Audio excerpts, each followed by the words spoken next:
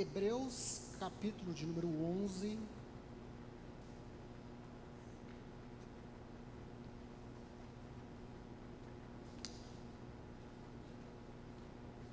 O versículo vai ser o de número 32. Hebreus, capítulo de número 11, versículo de número 32. Assim está escrito na palavra de Deus. Que mais direi? Faltar-me-ia o tempo, contando de Gideão, e de Baraque, e de Sansão, e de Jefté, e de Davi, e de Samuel, e dos profetas, os quais, pela fé, venceram reinos, praticaram a justiça, alcançaram promessas, fecharam a boca dos leões, apagaram a força do fogo, escaparam do fio da espada, da fraqueza tiraram forças, na batalha se esforçaram, puseram em fuga os exércitos dos estranhos. Somente até aí. Pode abaixar sua cabeça mais um breve momento. Vamos fazer mais uma breve oração. Senhor Deus Santo, Pai amado, em nome de Cristo Jesus, que mais uma vez oramos ao Senhor, Pai. Neste momento nós te apresentamos a Tua santa palavra diante de Ti, que acabamos de ler. Pedimos mais uma vez que o Senhor fale conosco através dela. Essa igreja é Tua, este povo é Teu, esta palavra é Tua. Então fala conosco aquilo que o Senhor quer, em nome de Cristo Jesus. Amém. Aleluia. Pois bem, nesta noite eu tenho uma missão da parte de Deus, de trazer aqui ensinamentos a respeito da fé na vida de um homem muito incomum, ou pouco citado nas Escrituras. Quando nós vemos o capítulo 11 de Hebreus, isso tem sido dito aqui ao longo das quintas-feiras, né? Que o capítulo 11 de Hebreus, ele começa com uma definição de fé, que a fé é a certeza daquilo que não se vê, daquilo que se espera, a prova das coisas que nós não vemos. E no capítulo 11 de Hebreus, depois que ele expõe essa verdade a respeito da fé, o autor então, ele traz para nós como que essa fé, ela é demonstrada e como essa fé é operada na vida de homens e de mulheres de Deus que nós encontramos no Antigo Testamento. O que a Bíblia traz para nós é uma galeria de heróis, de heroínas a respeito da fé. Porque, como já foi dito aqui várias vezes, a fé, ela não é somente uma coisa teórica, ela não é algo etéreo e abstrato, é algo que, para fazer sentido, precisa ser praticada. Na última quinta-feira aqui, que a pastora explicou a respeito de Débora, ela disse isso. Ela disse que a fé, primeiro nós ouvimos, então nós cremos, e depois então nós praticamos. Tiago, ele vai dizer que uma fé que é inoperante, uma fé que não possui obras, é uma fé, portanto, morta. Por isso, o autor de Hebreus, ele traz aqui no texto uma série de heróis da fé, de pessoas que exerceram, pessoas que exercitaram essa fé na prática. É interessante porque nós percebemos que muitas vezes parece que na teoria nós conhecemos muito bem, mas quando a prática está diante de nós, parece que as coisas são diferentes. E aqui no texto que nós lemos, nós temos um personagem a qual o autor de Hebreus, ele diz que não vai ter tanto tempo assim para falar. Ele diz que lhe falta tempo para falar desses personagens. E nós iremos aqui gastar um pouco de tempo falando dele. No caso aqui eu estou falando de Baraque. E eu gostaria muito que o autor de Hebreus pudesse ter trago mais algum tipo de luz sobre quem foi Baraque. Porque esse personagem que nós encontramos nas Escrituras, talvez você esteja tentando pescar na sua memória quem foi este homem, porque ele realmente não é tão falado assim, e nem é tão conhecido assim. Mas nós vamos encontrar a história deste homem, deste herói da fé aqui, lá no livro de Juízes. Já foi falado aqui a respeito de Abel, a respeito de Enoque, a respeito de Noé, a respeito de Abraão, de Sara, de José, de Jacó e de tantos homens da fé. E hoje nós iremos falar sobre Baraque. Você que está com a sua Bíblia em mãos aí, Por favor, vamos lá no texto de Juízes, onde nós encontramos a história deste homem de Deus, que foi um juiz.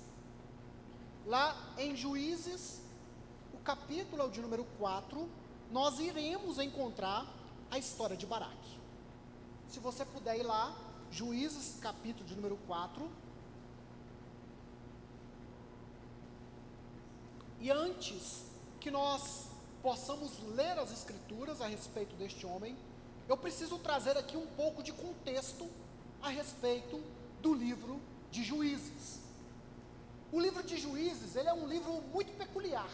Ele é um livro até difícil de se ler, pouco palatável, porque este livro que está espremido ali depois de Josué e antes de Ruth, que possui ali cerca de 21 capítulos, ele conta uma parte da história de Israel que é muito triste, que é muito sombria, que é muito escura, porque aquele tempo do livro de Juízes, a palavra de Deus vai dizer que ali não existia um rei naquele tempo.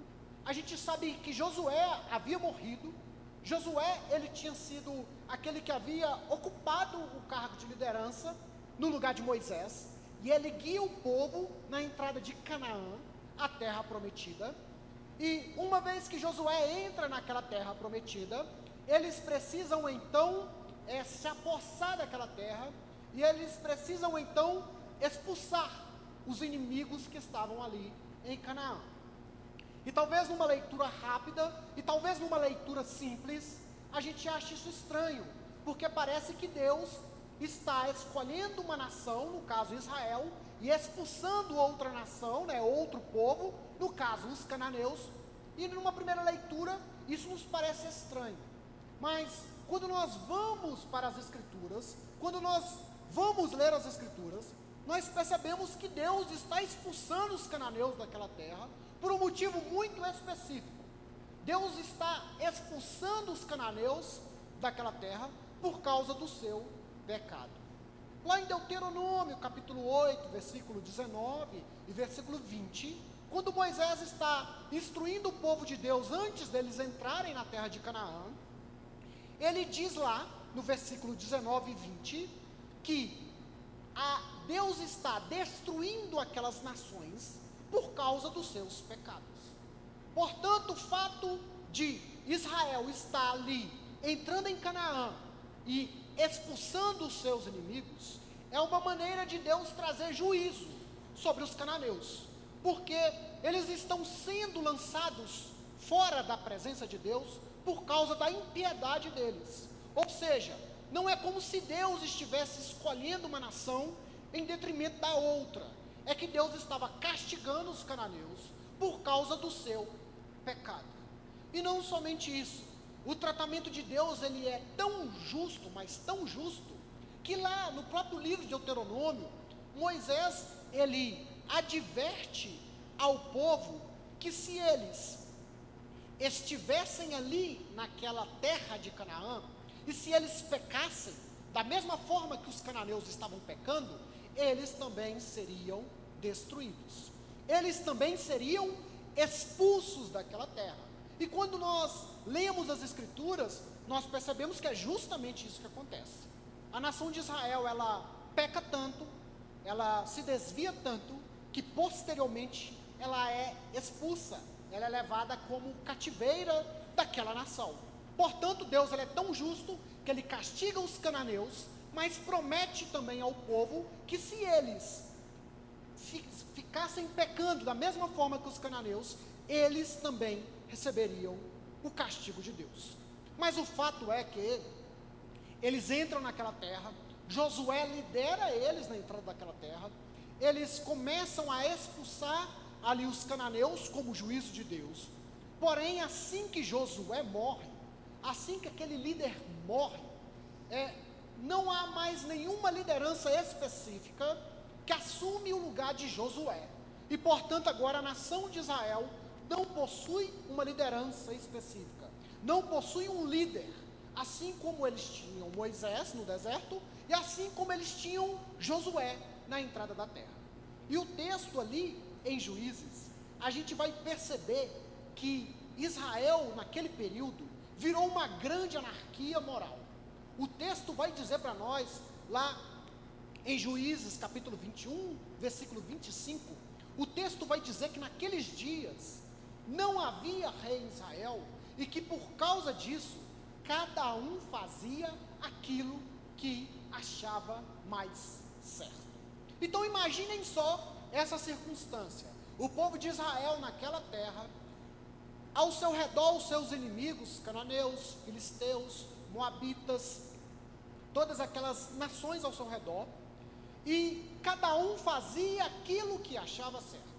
Portanto, foi um período que não durou pouco tempo, inclusive. O livro de Juízes, apesar de ser um livro pequeno, diga-se de passagem, ele é um livro que abarca ali mais ou menos 300 anos da história de Israel. Então é um período muito grande, é um período muito intenso, onde cada um faz aquilo que acha melhor, e o resultado disso não poderia ser pior. O resultado de cada um fazendo aquilo que acha que é melhor é a verdadeira ruína. Por isso, quando nós lemos o livro de Juízes, nós ficamos muitas vezes assustados com as coisas que acontecem ali. Porque aquele período era um período de anarquia moral, era um período de escuridão dentro de Israel. E existe, inclusive, no livro de Juízes, existe um ciclo que se repete. Quando nós lemos o livro de Juízes, nós percebemos que o povo, ele começa a pecar, ele começa a desobedecer a Deus. E o que Deus faz? Deus envia juízo sobre eles, Deus envia castigo sobre eles, até que aquele povo começa a se arrepender, e começa a clamar a Deus, começa a clamar ao Senhor por misericórdia. Então Deus levanta um juiz para libertar Israel. Só que você vai ver isso no livro de Juízes, que aquele povo é liberto por um juiz, ele é liberto, né, dos seus inimigos ao seu redor, mas logo eles se esquecem do Senhor e voltam a fazer o quê? A pecar novamente. E novamente o juízo de Deus cai sobre eles, e o ciclo se retoma, eles se arrependem, Deus envia livramento, eles se esquecem do Senhor, e nós vemos no livro de Juízes pelo menos 6 ciclos em que essa história se repete, onde Deus, vez após vez, levanta juízes. E ali nós encontramos no mínimo 12. Existe uma discussão de quantos juízes são, porque tem alguns juízes que são menos citados, eles têm uma importância menor, e que alguns acham que eles não foram juízes, mas nós podemos dizer com uma certa segurança que houve pelo menos ali, no tempo de Juízes, 12 juízes. E o que eram esses juízes? Esses juízes eram pessoas que Deus levantava, eram muitas vezes líderes militares, pessoas que tinham uma posição militar estratégica, e que portanto liderava Israel durante uma batalha contra os seus inimigos. Além disso, esses juízes, eles exerciam algum tipo de liderança. Eles não eram como reis, né? Mas eles tinham uma certa influência, eles eram espécie de líderes em determinadas regiões, e alguns, inclusive, julgavam causas cíveis, ou seja, as pessoas traziam suas causas para que esses juízes pudessem julgar qual seria a decisão. E aqui agora, no capítulo de número 4 de Juízes, se você abriu junto comigo, nós iremos encontrar, mais uma vez, um novo ciclo, onde Deus levanta um juiz.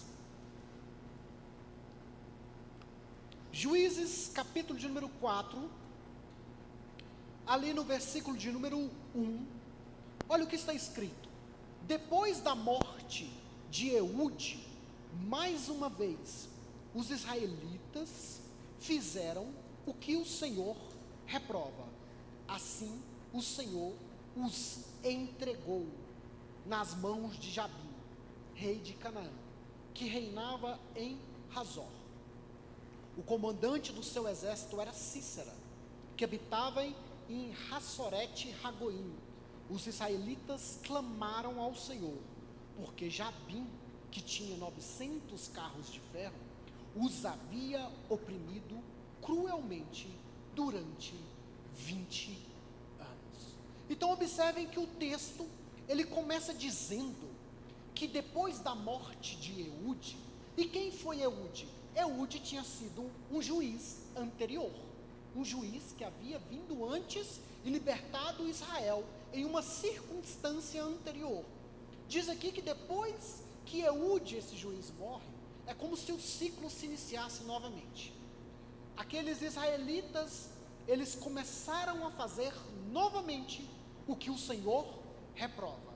E o que Deus fez então?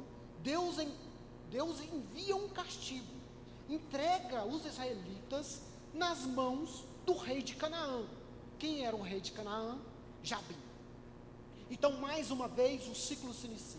O povo peca contra o Senhor, e então Deus envia o castigo, e esse castigo ele vem na forma de opressão dos cananeus, na figura do rei Jabim e do comandante do seu exército, que se chamava Cícera. E aqui nós temos uma informação muito importante. Nós encontramos aqui no versículo de número 3, que os israelitas então clamam ao Senhor. Mais uma vez, eles percebem a situação em que eles se encontram, e eles começam a clamar o Senhor, pedindo por misericórdia.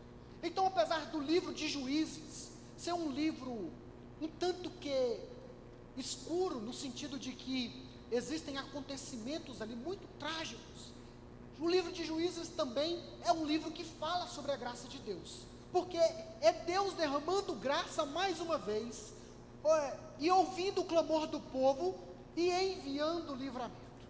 E nesse caso aqui, diz que esse rei de Canaã estava oprimindo Israel durante 20 anos, e que eles tinham 900 carros de ferro. Dentro daquele contexto histórico, esses carros de ferro era aquilo que havia de mais tecnológico nas guerras. Esses carros de guerra eram carroças, eram bigas, né? Se você já viu aqueles filmes antigos, né? Aqueles filmes que mostram guerras antigas, né? Esses carros de ferro eram carroças feitas e revestidas de metal, eram quase como tanques de guerra da época. Alguns historiadores dizem, inclusive, que estes carros de metal, você já deve ter visto isso em algum filme, que eles colocavam lanças em suas rodas, e quando essas rodas giravam com suas lanças laterais, essas lanças feriam os inimigos durante as batalhas. Essas carroças, elas eram puxadas por cavalos, e portanto, este tipo de arsenal bélico, de arsenal militar, era aquilo que havia de mais tecnológico da época. E eles tinham não um, não dois, não três, eles tinham 900 carros de guerra.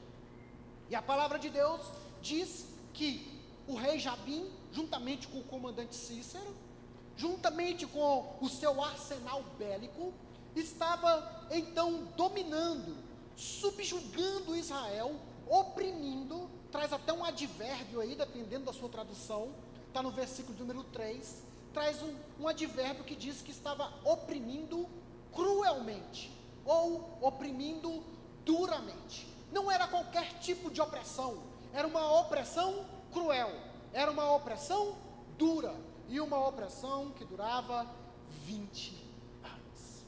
Mas aqui, o povo de Deus clama ao Senhor, e o Senhor, mais uma vez, na sua infinita graça e misericórdia, levanta alguém para então libertar Israel. E quem é essa pessoa que ele levanta? Não é apenas uma pessoa, mas um grupo de pessoas, e quem encabeça essas pessoas é Débora.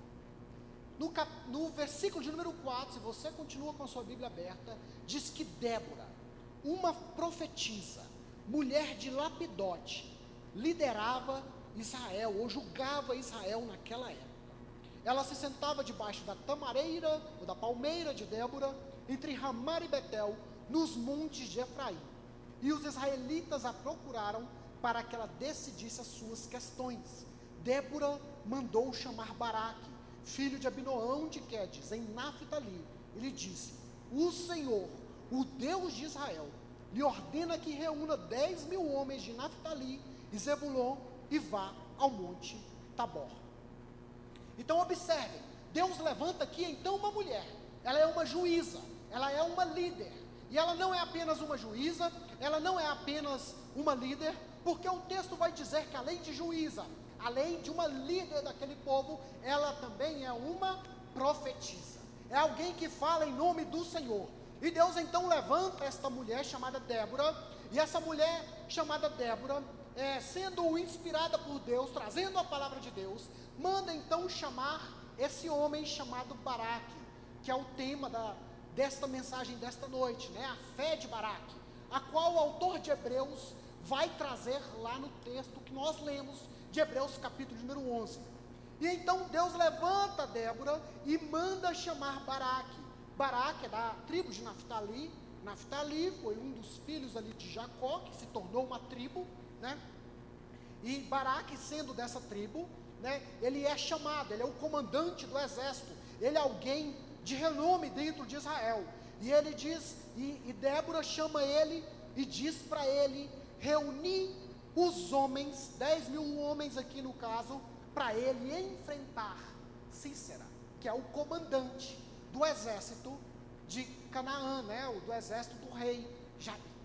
Mas imaginem essa situação, Israel sendo oprimido durante 20 anos, Israel sendo oprimido por um exército que tinha um poderio bélico superior, com seus 900 carros de guerra, e de repente uma mulher vinda da parte de Deus, é claro, te chama e diz, você vai lá enfrentar esse exército. Imagine a situação de Baraque. E não somente isso, porque o texto diz no versículo número 7, capítulo 4, versículo 7, o texto vai dizer que ele deve reunir o exército, e no versículo número 7, diz aí que o Senhor fará que Sísera, o comandante do exército de Jabim, vá fazer o que com ele? Atacá-lo. O que ele diz é que ele será como um tipo de isca. O que Débora diz para ele é, você vai se levantar, você vai trazer um exército com você, você vai subir lá no Monte Tabor, e lá em cima, junto com o seu exército, você vai ficar lá. E o que Deus vai fazer? Deus vai fazer com que Sísera, né, o comandante do exército cananeu, vá te atacar. No caso aqui, Baraque seria utilizado como um tipo de isca, mas a ideia é que Deus estava mandando ele fazer isso. E o interessante é que a resposta de Baraque, num primeiro instante, aqui quando nós continuamos a leitura no versículo de número 8, capítulo 4, versículo número 8, Baraque diz a Débora, se você for comigo, eu irei, mas se você não for comigo, eu não irei. E nesse momento nós começamos aqui, né, a questionar a fé de Baraque, porque ele é chamado para comandar um exército, ele é chamado para ser isca, ele é chamado para essa situação, mas ele diz, eu só vou se você for. E o texto não traz aqui explicitamente o porquê ele diz isso, e aqui só nos resta imaginar, só nos resta conjecturar diante do contexto. A primeira ideia que vem na nossa mente é que ele estava com medo. Essa é a primeira ideia. Imagine, você é comandante de um exército, o seu exército está sendo dominado durante 20 anos, você está sendo derrotado durante 20 anos, você tem um exército superior do outro lado, e chega alguém dizendo da parte de Deus, que você vai servir como uma isca. Então no primeiro instante, parece que ele tem certa dúvida. E eu acho interessante porque o autor de Hebreus, ele traz heróis da fé, mas isso não significa que os heróis da fé que ele menciona ali, são pessoas perfeitas, são pessoas que acertam em tudo, ou que a fé delas é extremamente madura. Quem estava aqui quando o pastor falou a respeito de Gideão, percebeu isso também na vida de Gideão, que foi o juiz. Ele foi chamado para também comandar um exército contra os seus inimigos, e Gideão também teve medo. O que nós encontramos ali, no texto de Hebreus, os heróis da fé, são pessoas como eu e como você, são pessoas que sentem medo, São pessoas que, diante das realidades que lhes são impostas, muitas vezes não correspondem à altura. E eu creio muito bem que talvez se fosse eu e você no lugar de Baraque, talvez diria a mesma coisa: opa, sozinho eu não vou. Mas o interessante que nós podemos perceber nesse texto é que pelo menos a fé de Baraque, ela estava sendo situada nesse contexto aqui, no tipo de que ele reconhecia que precisava de ajuda. Ele diz: sozinho eu não vou, mas se você for comigo, aí eu vou. Sabe, nós temos que admitir que muitas vezes a nossa fé, ela não é tão grande como nós gostaríamos que ela fosse. E é justamente nessa hora que um amigo de fé, que um irmão de fé, que alguém que a gente conhece, que exerce fé, seria um ótimo companheiro para nós. Nós aprendemos aqui com essa história que nós podemos contar com pessoas de fé, que nós podemos contar com pessoas assim como Débora. São pessoas da parte de Deus, que Deus envia muitas vezes para nos direcionar. E se essas pessoas nos ajudarem, nós conseguimos ir mais longe. Então, uma fé que agrada a Deus, ela é também uma fé humilde. É uma fé que reconhece que nem sempre ela é tão grande assim, mas que reconhece que precisa de outras pessoas para ajudá-la. E talvez você seja como Baraque, que não tenha uma fé tão grande e precise de alguém para te ajudar. Ou talvez você seja como Débora. Talvez sua fé seja grande. Talvez o seu nível de intimidade com o Senhor seja grande.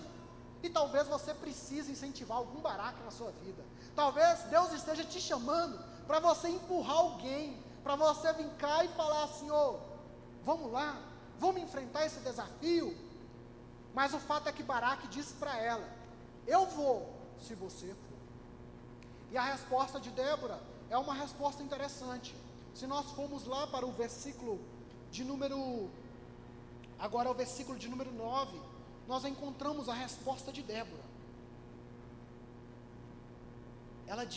Ela respondeu: certamente irei com você, mas a honra da investida que você está empreendendo não será sua, porque o Senhor entregará Císera nas mãos de uma mulher. E Débora foi com Baraque até Querdes. Então a resposta de Débora para ele é: tudo bem, eu vou com você. Porém, a honra da vitória, quando ela acontecer, ela não será sua, será de uma mulher. Eu acho muito interessante essa passagem, porque ela não mostra que Baraque achou ruim, ela não mostra que Baraque questionou, ela não mostra que Baraque tenha se incomodado com o fato da honra daquela vitória não ser dele. Com isso nós aprendemos também que a fé genuína, a fé a qual Deus espera de nós, ela não busca a honra própria, ela não está interessada em se vangloriar. É como se Baraque, em outras palavras, o texto se silencia, e aqui eu tomo a liberdade de imaginar, é como se Baraque dissesse assim: que me importa se a honra é minha, que me importa se a honra é sua, que me importa de quem é a honra, desde que o nosso povo seja liberto e haja libertação no meio do povo. Uma fé a qual agrada a Deus é uma fé que não busca reconhecimento próprio, mas que busca que a vontade de Deus seja cumprida. No caso de Baraque, ele não se importou. Dentro daquele contexto, daquela época, você pode imaginar muito bem que uma mulher ganhar honra numa batalha acima de um homem não deveria ser algo comum, não deveria ser algo entendido como algo normal ou comum. Mas Baraque, ele não se incomodou com isso, e então ele foi juntamente com Débora para aquela batalha, para servir ali de isca e para estar fazendo aquilo que o Deus queria que ele fizesse.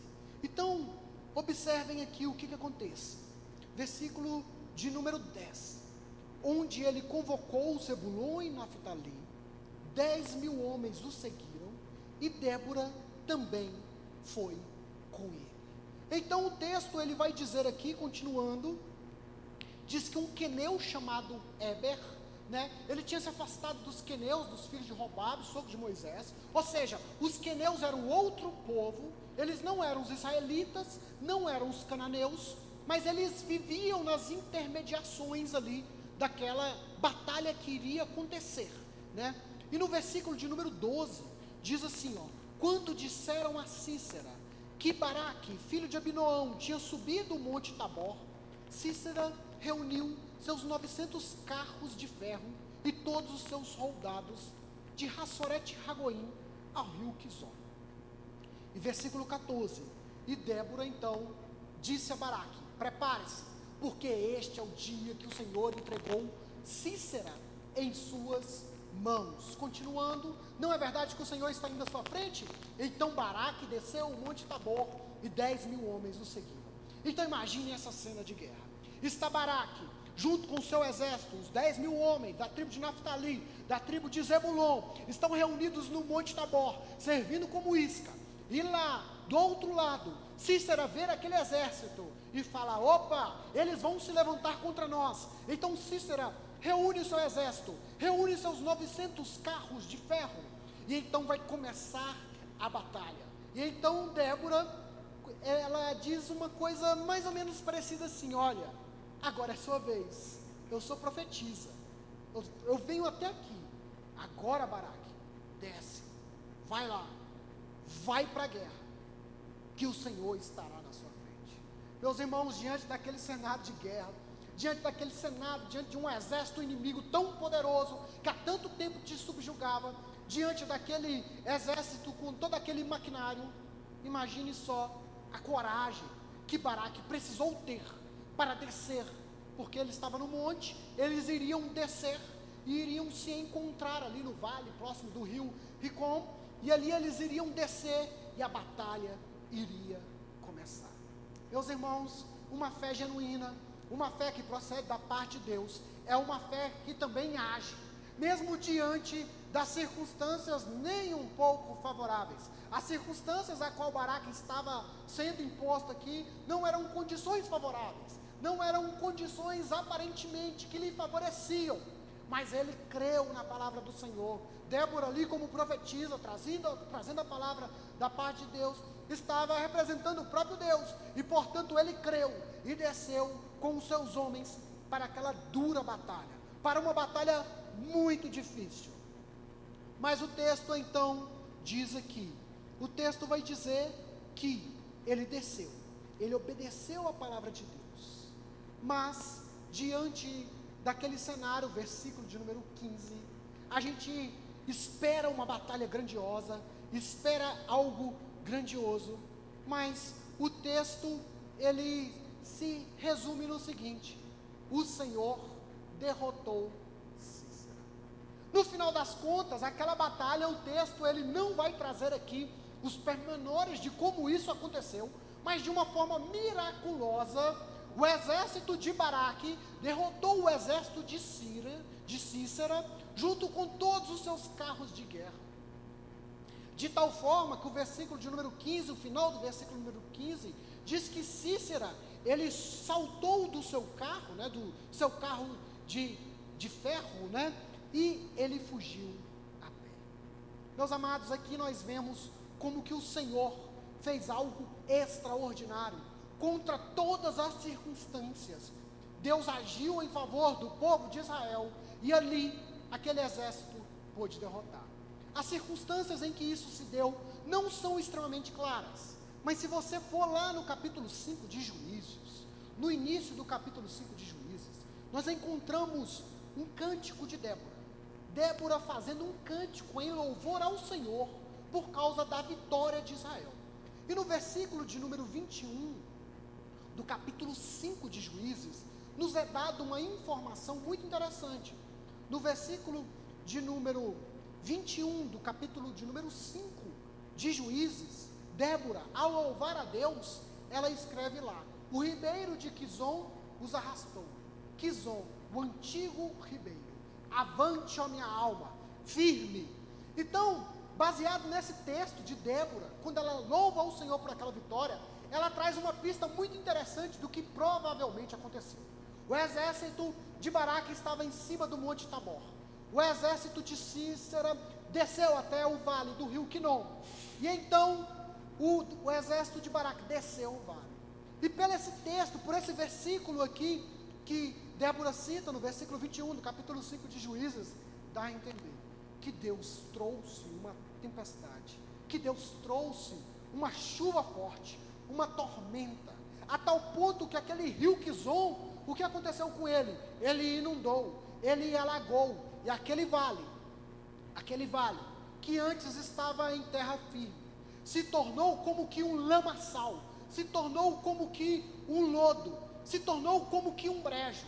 E agora, aqueles cavalos de ferro, que eram tão poderosos, que poderiam alcançar velocidades tão grandes, eles atolam naquele lamaçal, eles não têm nenhuma função dentro daquele brejo, e ali, aquilo que deveria ser o principal ponto do exército inimigo, que eram seus cavalos de ferro, de aço, se tornaram totalmente inúteis. Foi o Senhor quem trouxe aquele evento sobrenatural, e fez com que aquele exército inimigo nada valesse. Meus irmãos, eu sei que muitas vezes, diante da nossa vida, agora trazendo a aplicação desse texto, nós estamos diante de circunstâncias que muitas vezes são desfavoráveis, que muitas vezes parecem que não há saída, que não há solução. Às vezes parece que nós estamos diante de problemas que é como se os nossos inimigos tivessem carros de ferro, impossíveis de serem combatidos. Mas o texto nos mostra que uma fé, ainda que não seja tão perfeita assim, como a fé de Baraque, aquela fé que precisou da ajuda de Débora, aquela fé que dependeu do Senhor, e que obedeceu à voz do Senhor, que diante dessa fé, e diante do impossível, Deus pode transformar situações. Deus pode transformar aquelas situações que parece que não há saída. Imaginem só, diante dessa situação, parecia que não havia escape, parecia que não havia saída, parecia que a causa estava ganha para o exército de Cícera, mas Deus então transformou toda aquela situação, enviou uma tempestade, e então tornou o armamento do inimigo em algo inútil. Meus irmãos, nesta noite eu gostaria de declarar na sua vida, que as armas do inimigo não terão efeito sobre a sua vida, se você tiver um pouquinho de fé, se você ainda exercer um pouquinho de fé na palavra do Senhor, naquilo que o Senhor tem ministrado ao seu coração. Nós cremos que o Senhor pode transformar as armas do inimigo em algo inútil, em algo que não tem valor, porque nós sabemos que no final das contas, o que faz diferença não são carros de guerra, o que faz diferença não são carros de aço, o que faz diferença não são exércitos numerosos, o que pode fazer diferença é a presença do Senhor, mas essa diferença só pode ser ativada mediante a fé, porque a palavra de Deus vai dizer que sem fé é impossível agradar a Deus. Oh, meus irmãos, e quando nós continuamos a história, quando nós vamos adiante da história, nós lemos que Cícera, ele foge, nós lemos isso, Cícera foge do seu carro, ele se esconde, e o texto vai trazer um acontecimento não muito palatável, mas que Deus usa para a vitória de Israel. No versículo de número 22, diz aí, versículo 22 do capítulo 4 de Juízes, o texto vai dizer que Baraque passou à procura de Cícera, ele continuou perseguindo Cícera, porque apesar do exército de Cícera ter sido derrotado, Cícera continuou fugindo. O texto então vai dizer que ele se escondeu na casa de uma mulher chamada Jael, que era lá do povo dos queneus, que eu disse, que não era nem israelita e nem cananeu. E enquanto ele procura Cícera, Jael saiu ao encontro de Cícera e de Baraque, e disse para Baraque: venha, eu lhe mostrarei o homem que você está procurando. E ele a seguiu, Baraque seguiu Jael. E então, eis que Cícera estava caído, morto, com uma estaca fincada na têmpora. Esse texto ele vai dizer que, se você ler o capítulo 4 de Juízes, você vai ler que o comandante do exército Cícera, ele foge da batalha, ele foge do seu carro de guerra, ele se esconde na tenda de uma mulher chamada Jael, e aquela mulher ali, então, mata Cícera. mata o comandante do povo inimigo. Eu sei que é um acontecimento muito trágico, mas diante daqueles tempos de guerra, diante daqueles tempos sombrios, isso significava que Israel estaria liberto dos seus inimigos.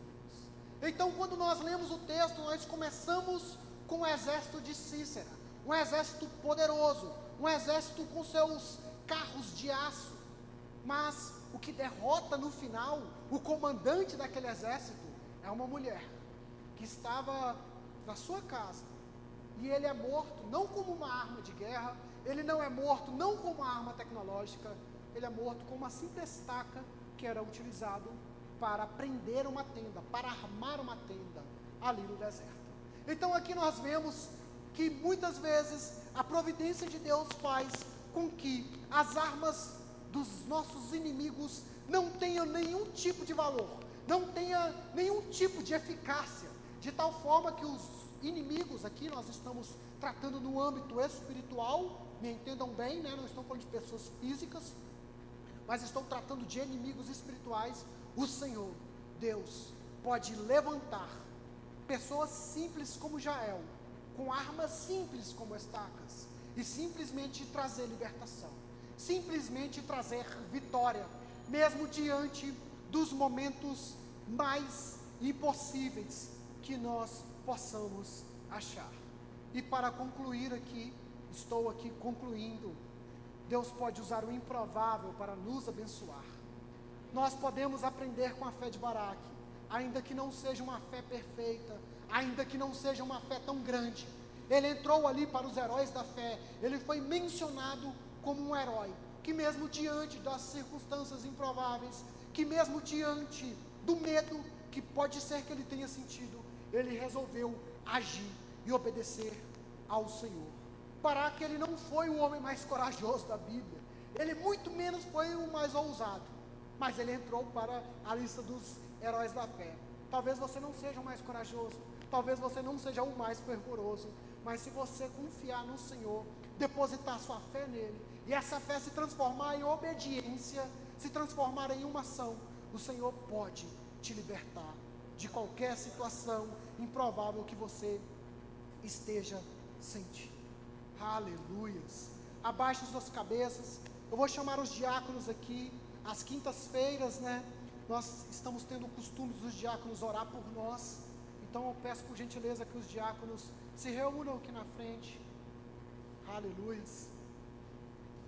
Glória a Deus. E eu vou pedir a você, eu vou aqui já despedir a igreja, como é de costume. Eu já vou despedir a igreja. E assim que os diáconos estiverem se posicionando, eu peço a você que venha receber a oração dos diáconos. Eles irão orar pela sua vida, eles irão pedir ao Senhor que acrescente mais fé sobre você, e que o Senhor possa te abençoar.